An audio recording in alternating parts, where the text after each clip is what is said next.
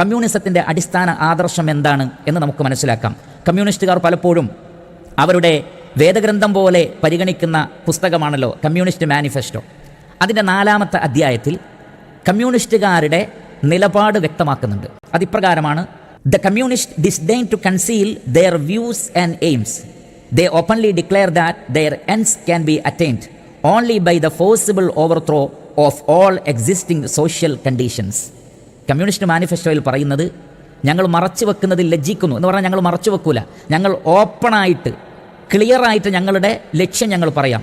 നിലനിൽക്കുന്ന മുഴുവൻ സാമൂഹ്യ സാഹചര്യങ്ങളെയും തകർത്തെറിഞ്ഞുകൊണ്ടല്ലാതെ അത് തന്നെ ശക്തിയുക്തം ഫോഴ്സ് ഉപയോഗിച്ച് അതിനെ ഇല്ലാതെയാക്കുക എന്നുള്ളതാകുന്നു ഞങ്ങളുടെ ആദർശമെന്നാണ്.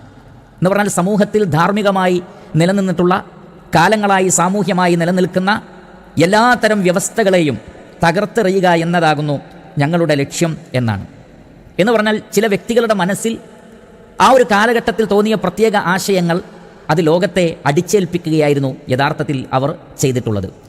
അങ്ങനെ കമ്മ്യൂണിസം ഇല്ലാതെയാക്കാൻ ശ്രമിച്ച പ്രധാനപ്പെട്ട വിഷയങ്ങളിലൊന്ന്, പ്രിയപ്പെട്ട സഹോദരങ്ങളെ ശരിക്കും മനസ്സിലാക്കുക, കുടുംബം എന്ന സംവിധാനമാണ്.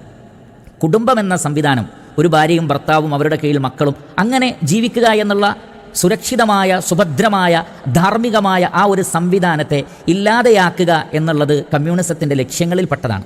കാരണം കമ്മ്യൂണിസം അതിന് പറയുന്ന ന്യായം എന്ന് പറഞ്ഞാൽ അവരുടേതായ തിയറിയിൽ അവർ തന്നെ സ്വയം കെട്ടിച്ചമച്ചുണ്ടാക്കിയ ഒരു സിദ്ധാന്തത്തിൻ്റെ പേരിലാണ്. കാരണം അവർ പറയുന്നത് സ്വകാര്യ സ്വത്താണ് എല്ലാ തിന്മകൾക്കുമുള്ള കാരണം. ഇത് അവരുടെ ഒരു തിയറിയാണ്, അവരുടെ ഒരു ഐഡിയോളജിയാണ്. സ്വകാര്യ സ്വത്താണ് എല്ലാ അധർമ്മങ്ങൾക്കുമുള്ള കാരണം.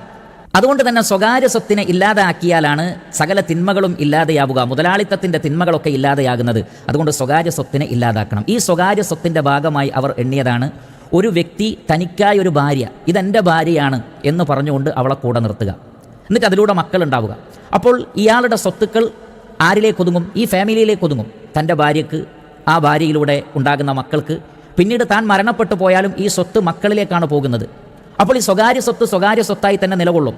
മാത്രമല്ല, മുതലാളിമാർക്ക് അവരുടെ സ്വത്ത് സംരക്ഷിക്കാൻ വേണ്ടി അവർ കണ്ടുപിടിച്ച ഒരു തന്ത്രമാണ് ഈ കല്യാണം കഴിക്കലും കുടുംബപരമായിട്ടുള്ള ജീവിതവും.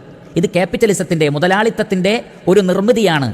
അതുകൊണ്ട് സ്വകാര്യ സ്വത്തിനെ ഇല്ലാതാക്കുന്ന കൂട്ടത്തിൽ ഇത്തരത്തിലുള്ള അതിലേക്ക് നയിക്കുന്ന കാരണങ്ങളെ ഇല്ലാതെയാക്കണം. അതാണ് ഫാമിലി, അതാണ് കുടുംബം. അതുകൊണ്ട് കുടുംബത്തെ, ഇന്ന് കാണുന്ന വ്യവസ്ഥയെ ഇല്ലാതെയാക്കിയാലേ സ്വകാര്യ സ്വത്ത് ഇല്ലാതെയാകൂ എന്നുള്ള അങ്ങേയറ്റം വിഡ്ഢിത്തം നിറഞ്ഞ, യാതൊരു ബേസുമില്ലാതെ ഏതോ ചില സന്ദർഭങ്ങളിൽ ചില വ്യക്തികളുടെ മനസ്സുകളിലേക്ക് തോന്നിയ ഒരു ആശയത്തിൻ്റെ പേരിൽ അവർ കുടുംബത്തിൻ്റെ മേൽ കൈവച്ചു.